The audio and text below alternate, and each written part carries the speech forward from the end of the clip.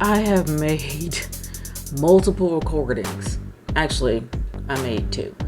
But something I gotta address this in this video, man. I ended up finding out from the Bleacher Report that Vince McMahon was going to be on SmackDown last night, due to all the controversy that is around him right now. And my homeboy Laurel from Club Atlantis actually watched the segment. Boy, do I have a few things to say.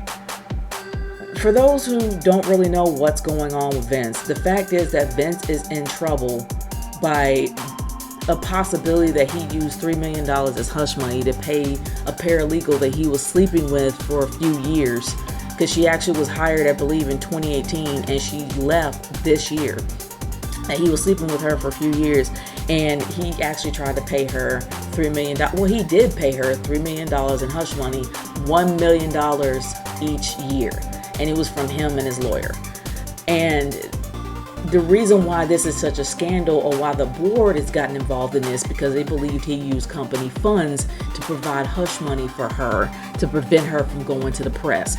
Well, too late for that, because from what I'm hearing, a friend of the paralegal actually gave the information to someone on the board, and someone on the board leaked the information to the Wall Street Journal, which actually did go to print a few days ago, or probably 24 hours ago. So much news has happened.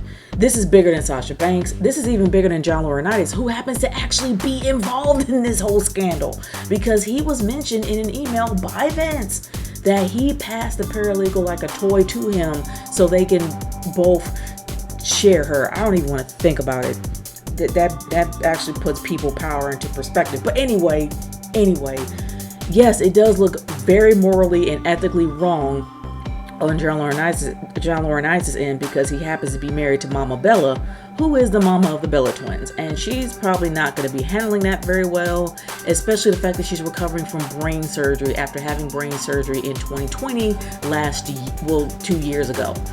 So it doesn't look good for Johnny Ace ethically, but compared to Vince, no, Vince is way bigger, because he had the audacity to go on SmackDown.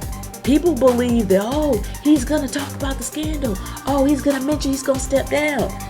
Nope, he didn't. Because before he actually made an appearance on SmackDown, he decided to take a step down. Actually, I think it was on the investors, it was on the investors report for WWE that Vince McMahon has taken a step back from being CEO, and he actually, and it was appointed to Stephanie McMahon, a woman that they tried to literally bury not that long ago, saying that she's incompetent, she doesn't know how to do her job. They pretty much tried to bury her. And then she chose to take a step back herself, actually step away from the business and be close to her family. But now she happens to be CEO. She's taking all these hits for what her dad did. And I kind of agree with Ollie Davis from Wrestle Talk. This is a PR move. We know now that everything is about the girl boss and women power and all that other stuff. This is a cheap PR move just to make the company look better. So that's why they chose Stephanie, somebody they believe that they're incompetent to run the business. And it's because she's a woman. And I am a woman saying that. But despite all that, Vince McMahon had the audacity to actually go on SmackDown talking about, the logo that actually pops up. What is it?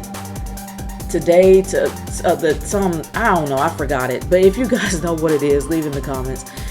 The whole logo, the whole mantra that pops up on the screen before the show starts, he actually mentioned that. And then all of a sudden he welcomed people to SmackDown. I was like, what? What? Here, I think it was like, now and for, I don't know, I can't remember it, but y'all probably do. But the fact that he mentioned that, pretty much didn't say anything and just left, I'm just like, it could have been a power move on this end, showing, hey, you guys can't keep me down or all this other stuff. It was dumb. It really did make the business look bad. It made him look worse for him being on there. But Vince has always had this problem from the very jump. Can we can we forget? Well, have we forgotten that if it wasn't for his hubris, that WWF would still be a name? Because all the World Wildlife Fund, the only thing they asked, and this was an actual agreement on paper that they asked for him to do, legal agreement, that he could not advertise the WWF name because of their name. And they've been around longer. All he had to do was not advertise WWF on t-shirts, on posters, on anything else. He just couldn't advertise it. But what did he do? Put it on shirts, put it on posters, put it on everything he can get his hands on. And look what happened. You lost the WWF name. This guy had... You have to have some serious cojones to actually defy a contract. And he's been doing that stuff for years. Am I surprised that he's going to pull a stupid move like that and literally make more and more investors question him? And speaking of investors, yeah, I actually did have WWE stock and I just decided to sell it all. I don't even have it anymore. I'm kind of done with them financially, even though I didn't have that many shares, but it doesn't really matter. I just don't think that they're financially capable of caring for their shareholders at all. I really think they care less about their shareholders, especially the board of directors, because how many times has Vince done this? He's done this far too many times. He did this with the XFL the second time. The first time, I can't remember. I think he did use company money for the first time, $100 million. That went down the toilet because, well, it was bad.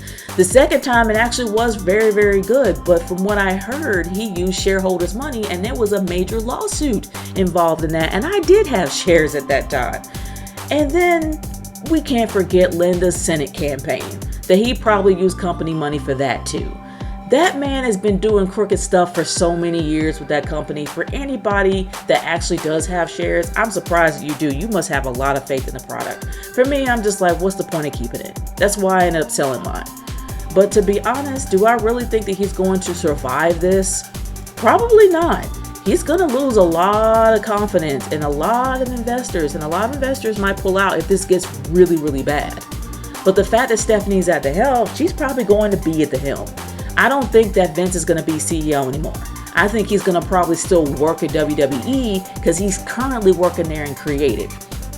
But he's not CEO at this time. And I really do believe that Steph is going to take that position, because having a woman at the helm, since everybody's into girl bosses, having a woman at the helm is going to be a good PR move for WWE. And the reason why I am mocking that is because the company mocked her months ago, trying to say she's incompetent at her job. And that was probably the reason why she stepped down. So why should I have confidence in Stephanie if the company doesn't have confidence in her? You see where I'm getting at here? It's not even because of the fact she's a woman. It's because that the company outed her months ago. But this is a whole big, giant, massive mess. And this is actually bigger than Sasha Banks leaving. And it's definitely bigger than John Laurinaitis putting his pee hole in somebody else.